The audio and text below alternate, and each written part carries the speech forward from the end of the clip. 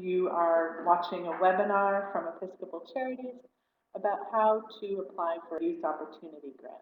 This webinar was recorded on January 15th, 2015. Just a few notes that the presentation that I'm about to show you is available to download on our website. The link is there. You can also download it right now if you're watching from the Files window on the right of your screen. You can also visit that same website link to download an application.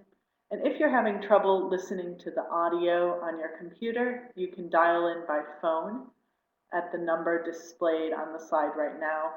You can also see that number in the notes section in the bottom right-hand corner of this page. With all of those introductory statements, let's get started. As I said before, I'm Meredith Cadet. I'm the Director of Programs for Episcopal Charities. I've been here for a year and a half. I've been through about 5 grant cycles, and I've read hundreds of grant applications from folks seeking grants from Episcopal Charities, and I'm happy to help you think through how you can apply for a grant from us and how you can put your best grant application forward. An overview of what we're going to talk about today. First of all, we're going to just introduce Episcopal Charities to those of you who aren't familiar with the organization, and give an overview of our grant-making process, sort of the big picture. We'll then talk about who and what kinds of programs are eligible for Episcopal Charities grants, and we'll have a quick walkthrough of the grant application, just touching on a couple of areas that are especially important. And we'll wrap up with a quick conversation about your responsibilities as a grantee of Episcopal Charities and what it means to manage a grant from this organization. So we'll get started with the grant-making process. So first of all, Episcopal Charities is the outreach arm of the Diocese of New York. And the Episcopal Diocese of New York covers 10 counties, including 3 of the boroughs of New York City and 7 upstate New York counties. Within that general area, roughly 6 million people are living, and nearly 1 million of those are in poverty. And for those of you who are here today to talk about grants for programs dealing with youth and children, know that more than 1/3 of the people living in poverty within our diocese are children. This is why we exist. We're here to support you because we know that the grassroots outreach work of Episcopal parishes in this diocese does change lives and does make a difference for communities. So know that we're here to support you. As the outreach arm of the Episcopal Diocese of New York, we are not the Diocese of New York. We're actually separately incorporated as a nonprofit organization. We raise the majority of the funds that we disperse through private means. And to date, since our founding in 1996, we've granted nearly $13 million to parish-sponsored outreach programs. Not only do we provide grant money, but we also provide technical assistance through individual consultations, training and networking opportunities, and workshops that are open to all people doing outreach work within the diocese. Currently, we support 94 programs through grants. And through those programs, we touch the lives of more than 850,000 people every year. So we hope that you'll be able to join us in doing that. And a quick walkthrough of our grant-making process. This screen will be a little bit hard to see, but you can find a sample of this slide on our website, or if you download this presentation, you'll be able to get a better view of this. Very briefly, what this slide is meant to show you is that the grant application is really just the beginning of the process. Grant applications tell us about what you're setting out to achieve, the difference you're making with the work that you do, and where you want to go from here. As we read your application, we know that that's only part of the total application process. We have an advisory committee made up of volunteers who are skilled in the areas of the programs we support. And members of that committee, as part of the application process, will visit every program that applies. After visiting the programs, the advisory committee meets and talks about every program in its community context, which means that we really don't try to compare apples and oranges. You know, we talk about similar kinds of programs and similar kinds of communities. And every member of our advisory committee lives or works in one of the communities that we support. So they're really familiar with the needs and the activities that are happening in that community. Out of those meetings, our advisory committee makes a recommendation to our board of directors about which grants the organization should make, and our board reviews and approves those grants. We then sign contracts with every grantee, and we'll talk a little bit more about that at the end of this presentation. And then throughout the year, not only do we provide the funding, but as I said before, we provide all kinds of technical assistance, workshops, networking opportunities, access to resources, and much more. And whether or not you decide to apply for a grant after watching this webinar, I hope that you will consider the other ways that Episcopal Charities is here to support the outreach work that you're doing. And know that after you've applied for a grant and received one, that you will then be eligible to apply in the following year, provided that you're able to make a progress report against the goals that you established in your first application. So having had having talked about our grant making process, the actual dates that are coming up, you see here. This Friday, the 16th, we ask that you fill out a quick form that just lets us know ahead that you intend to apply for a grant. By the 26th of January, Monday, you're welcome to submit a draft of your application to me for feedback. And applications are due in the first Friday of February. This year, that's Friday, February 6th at 5 o'clock p.m. In February and March, you can expect those site visits from the advisory committee, and grantees will be notified by the end of April of their award. Grant payments are generally mailed on the first of each month. For programs that apply for summer grants, you would receive 2 payments in July and August. And for those of you operating during the academic year, you would receive 10 payments from September through June. So now we'll talk a little bit about eligibility. There are some basic eligibility guidelines established by our bylaws that tell us who we do and don't make grants to. First and foremost, we grant to programs that are located within the Episcopal Diocese of New York. Those include the 10 counties. I actually have a list here which I'll read off to you. Those include 3 counties in New York City, those being Manhattan, Richmond, or Staten Island, and the Bronx. We also make grants to programs that are in Westchester, Putnam, Dutchess, Rockland, Orange, Ulster, and Sullivan. Provided you meet that eligibility guideline, the next guideline is that the program has to be an outreach. And this is particularly important because we're dealing largely with Episcopal churches. So the program has to represent an effort by a local congregation or a group of them to respond to a need that's actually in the community at large. We do not fund programs that are for parishioners, but rather those that are reaching out beyond the walls of the parish to the wider community. And by that same token, clients have to be eligible for the service regardless of their affiliation with an Episcopal church, regardless of their faith, and programs should be free of religious content. Now, there are many worthy activities that churches do that really focus on spiritual issues, and there are other programs available from the Diocese of New York to help congregations fund those programs. But for Episcopal Charities, we're funding the programs that are beyond the walls of the church and that don't have to do with religious content. And the last thing is that programs that receive grants from us must be sponsored by or in close partnership with one or more of the Episcopal congregations within the Diocese of New York. So unfortunately, that means we do not provide grants to programs operated by other kinds of churches or to individually affiliated nonprofits, unless they can demonstrate a strong connection to an Episcopal congregation. And I'll talk a little bit more about that now.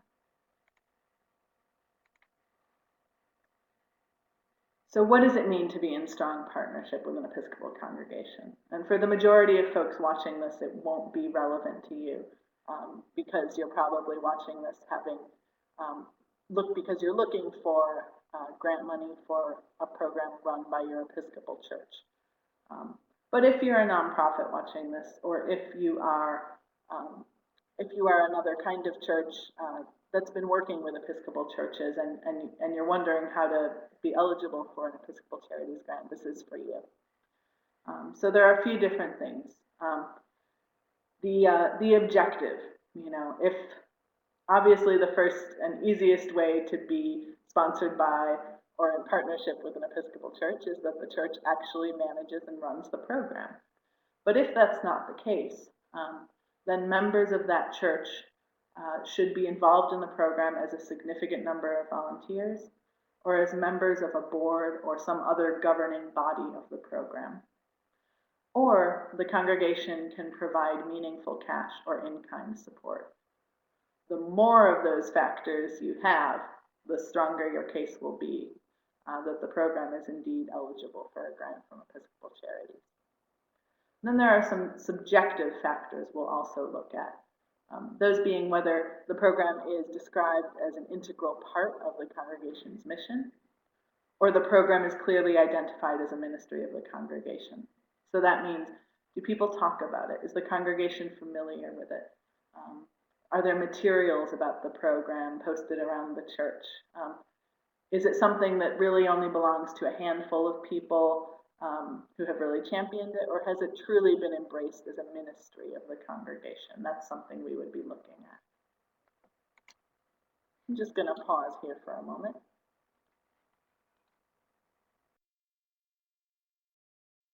So now that we've covered the basic eligibility factors for any grant that Episcopal Charities give, what we want to talk about next is what kind of programs are actually eligible for a youth opportunity grant. Youth opportunity grants are for children and youth, programs that are outreaching to communities of children and youth. We typically define that up to age 18, although we do make exceptions for special needs cases, children, young adults who are in particularly vulnerable situations. The kinds of programs we fund, and you can see a complete list on our website, episcopalcharities-newyork.org/our-programs. The kinds of programs we fund include academic enrichment, arts programs, we fund theater camps, we fund a circus camp, we fund music education, instrumental and choral, really you name it. We are even thinking about a ukulele a ukulele camp for the summer. So anything you name in terms of arts, that's open for funding. Summer recreation as well, just a safe place to play. Health and wellness programs would include programs that try to meet specific needs around specific health issues. For example, we provide funding for a horticultural therapy garden for children who are on the autism spectrum. We provide funding also for skills building programs. For instance, there's a girls empowerment program in upstate New York that we support. The other thing to know is that with youth opportunity grants, we fund programs either in the summer or in the academic year. If you're a year-round program, that just means you need to pick the part of your program that's most applicable, whether you want to have the summer part of your program funded or the academic year, or if you want to have both funded, you can submit to grants. There's no restriction on the use of grant funds apart from these. First of all, whatever you describe in the application, that's how you should use the funds. The funds obviously have to be used for a program that's eligible, as we just outlined. And know that we generally don't provide funds for capital improvements. There are other diocesan resources to support capital improvements, but we typically will not, upgrade the parish hall so that you can operate a summer camp there. There will sometimes be exceptions made where capital improvements would sort of demonstrably make a difference for the outreach activities, but those instances are few and far between. One last thing to know about youth opportunity grants is that we do look to fund programs that meet at least the diocesan minimum standard for sexual abuse prevention practices. And that is that everybody who works with children has taken a Safeguarding God's Children course, either in person or online, and the contact information for that person is here and in the presentation. So if you need to set that up and you aren't already doing that with your program, now is a great time to get started.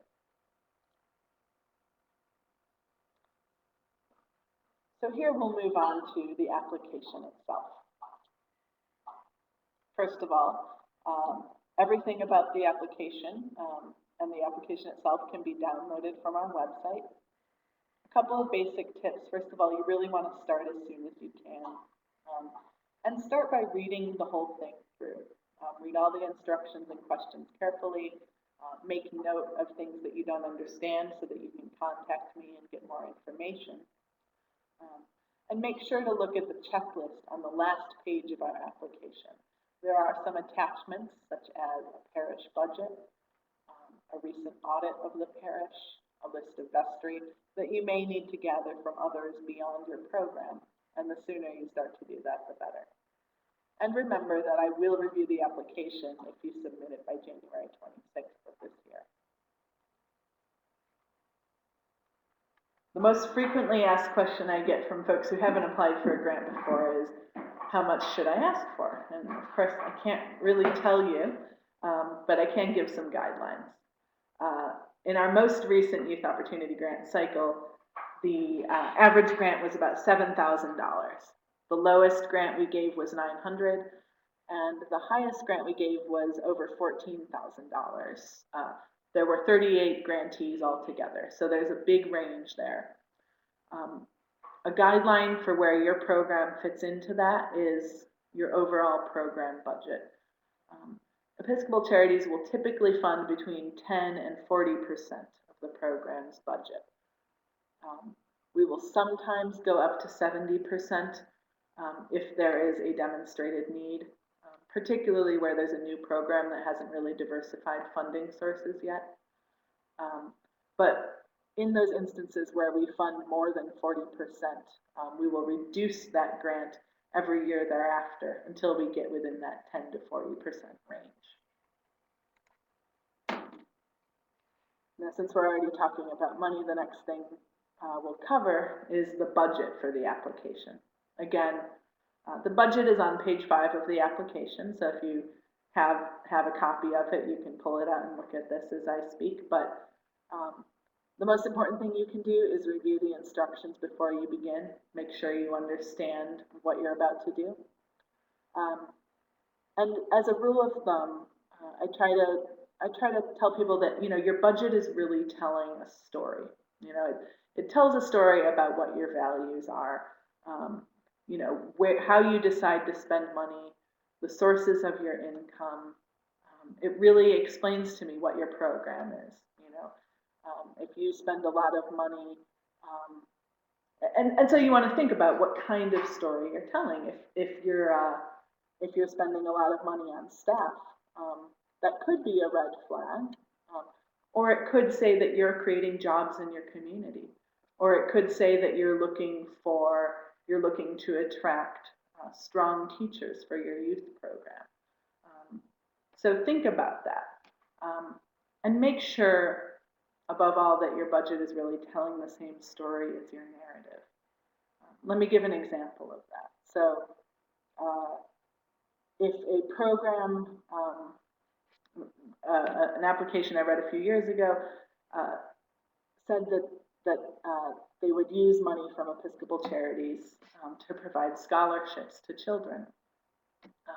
But when I looked at the budget, I didn't see any scholarships in the tuition line. So that's immediately confusing to me. If the money will be used for scholarships, but you're not spending any money on scholarships, there's a disconnect there between the program's narrative and the budget you're submitting. And that can happen, especially because oftentimes with church-based programs, you know, someone's doing the budget, someone else is writing the answers to some of the questions. And so there may be, you know, what I would recommend is that you just spend a little time before you submit the application to really review it as a whole, as an outsider might see it, and make sure that all those pieces really fit together as one.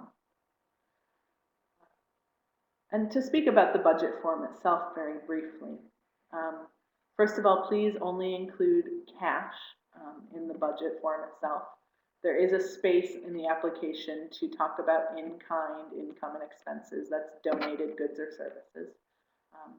But we ask that you keep the budget you submit to cash only. Also, please include the grant from Episcopal Charities in your income. That's how we know how that grant money would fit into your projected budget. And where possible, your income and expenses should balance. If the program's running a deficit, that will raise concerns about sustainability. How long can the program survive running on a deficit?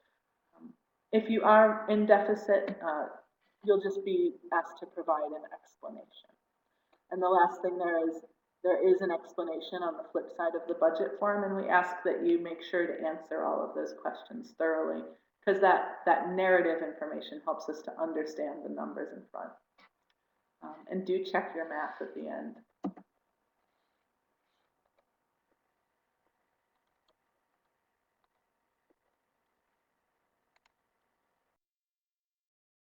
And we're back. We're missing a slide in this present. No, we're not. Here it is. So after the budget, the next thing you really want to think about is the application narrative. Now this is the story you're telling about the organization. Basic guidelines here. First of all, make sure to answer the questions fully, but try to be as concise as possible. Consider the minimum amount of information you need to fully answer the questions, understanding that the folks who are reading these read hundreds of these every year. You want to balance the emotional and the factual. And think about the story you're telling. So think about what the need is in the community around you. Think about how specifically you address that need. And then think about what it is that makes your program particularly the right program to address the need. Some of the things we would be looking at is the program sustainable and fiscally secure? Is it well managed, and is there good leadership there? Is there a strong connection with the congregation that supports it? And is there a strong connection to the community around it? You know, do other organizations come to you for collaboration? Do people in the community know and look forward to coming to your program for help? Above all, you really want to think about playing to our bias, Episcopal Charities. We like to talk about changing lives and strengthening communities. We want to know how your program changes lives, and we want to know what the difference you're making in your community. So throughout the narrative, while you answer those questions, have those things in mind.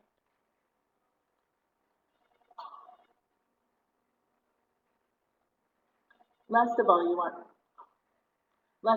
to think about the progress report and goals section of the application. Now, goals are a statement of the results you're working toward. But you want to think about specific and measurable goals. In the application, we ask you about your goals for the coming year. So not only what the results are that you're working toward, but know how you're going to know when you've achieved success.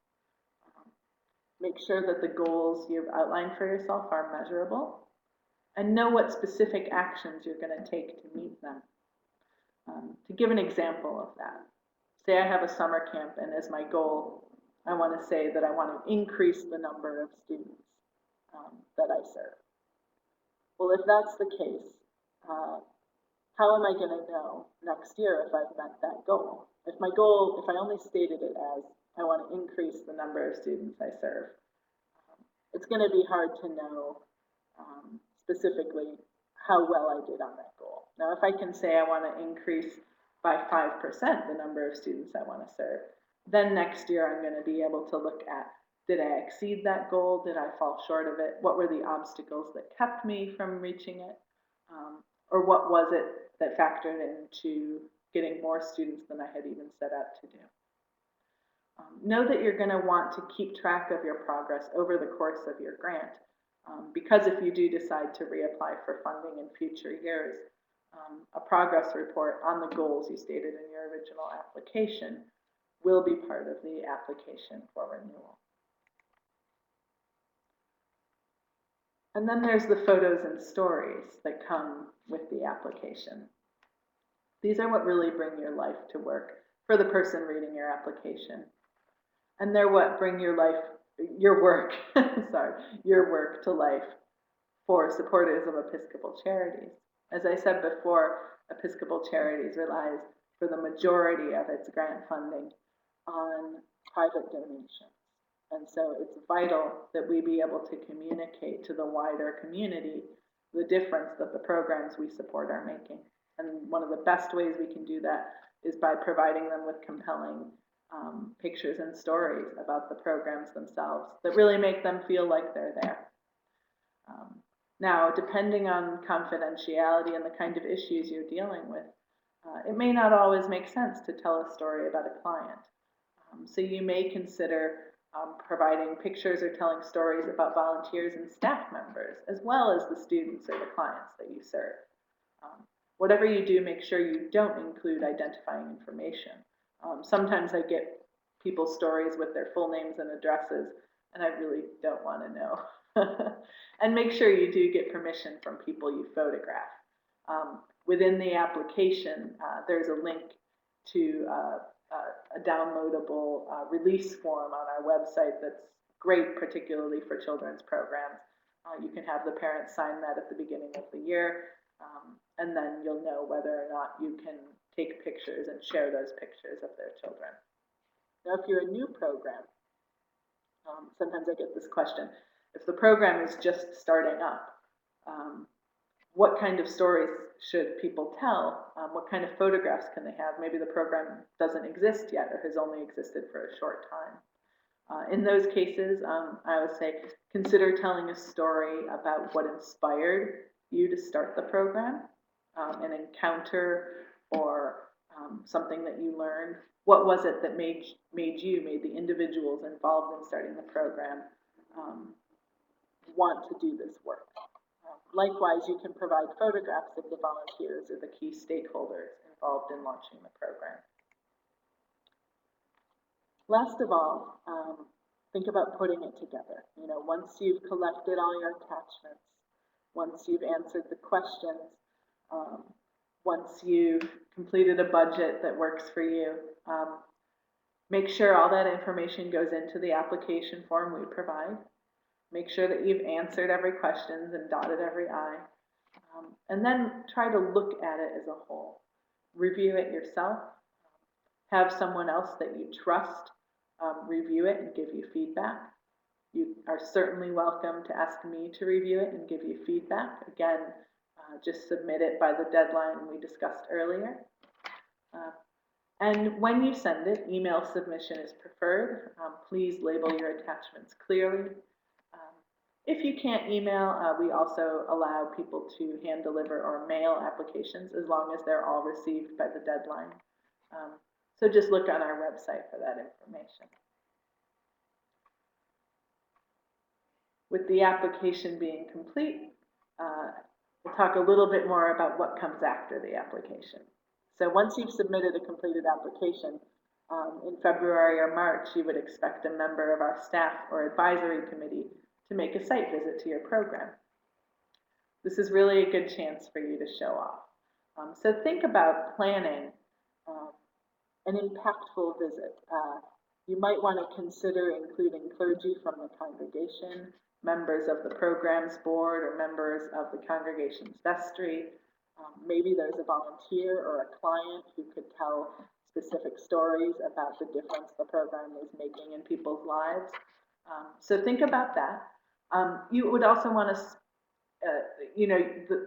the visit would take about an hour altogether, and you would expect that your visitor will want to spend some time actually observing the program. So again, think about what parts of the program you might most like to show somebody when you're thinking together about the right time for that person to visit. And that person will also want to spend some time sitting down and reviewing the application with you, probably in light of what they've just seen. Now this visit, there will be questions probably about your application or about what the visitor sees. And it's important to know that we ask those questions because we're on your side. The questions we ask are so that we really understand what your program is, so that we fully understand what it is you're asking for and describing in your application, so that we can best represent your program to the rest of the advisory committee, to our board of directors, when we actually make decisions about funding. So the more information you can provide, the more questions you can answer, the better that person who's visiting you will be prepared to talk about your program when grant decisions are being made. And with that, we move on to grants management. We're just about wrapped up here. If you do get a grant, one of the most important things you can do, and it really makes our day, is to say thank you. And that goes for me, it goes for any funder. It's a great way to let people know that the funding you've received really does make a difference.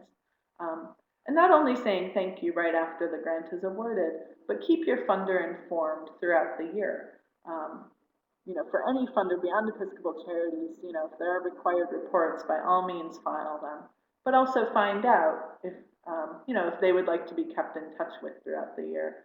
I personally, as a member of Episcopal Charities, really love to receive phone calls talking about something great that has happened to the program. And I also am here if there's a challenge the program encounters throughout the year. I'm always here to be a listening ear or to connect you with some good resources to help you with a challenge. And if you submit an application and it does not get funded, don't be afraid to ask for feedback. Ask how you could have strengthened the proposal, and try to find out if there's anything in particular about the application or about the site visit that raised questions during the application review process. It's always worthwhile to take another try, provided you can get some good feedback about what was missing the first time around. Now, if you get a grant from Episcopal Charities, there are a few responsibilities. You would sign a contract with us prior to any dispersal of grant funds. And sort of the plain English version of what this contract says is the following. First of all, we ask that you use the money to run the program that you said you would. We ask that you would talk to us before you spent the money on something else. We understand that circumstances can change, staff arrive or depart, even a change happens in the community around you and you need to slightly shift the work you're doing. If that happens during the course of the grant, we ask that before you use the money for some purpose other than you described in your application, that you have a conversation with us first, so that we can decide together if that money can still be applied to the new purpose. And make sure that you're really keeping good records. Be prepared to submit an interim or a final report. Certainly be prepared to do a progress report if you're planning to apply again.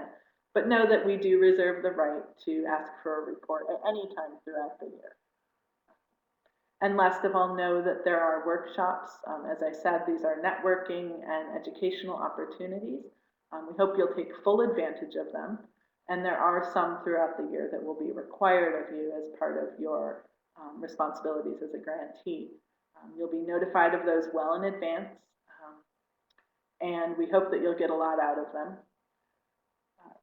To learn more about any of these responsibilities, just click the link you see on your screen now. All right, so all that's left to you now is to get started. And the way to do that is to take these few next steps. I hope that you will. If you have any questions, please contact me. All of my contact information is at the beginning of this presentation and on our website. You can download this presentation from our website, ec-ny.org/YOG. That stands for Youth Opportunity Grant. So please be in contact if you have any questions.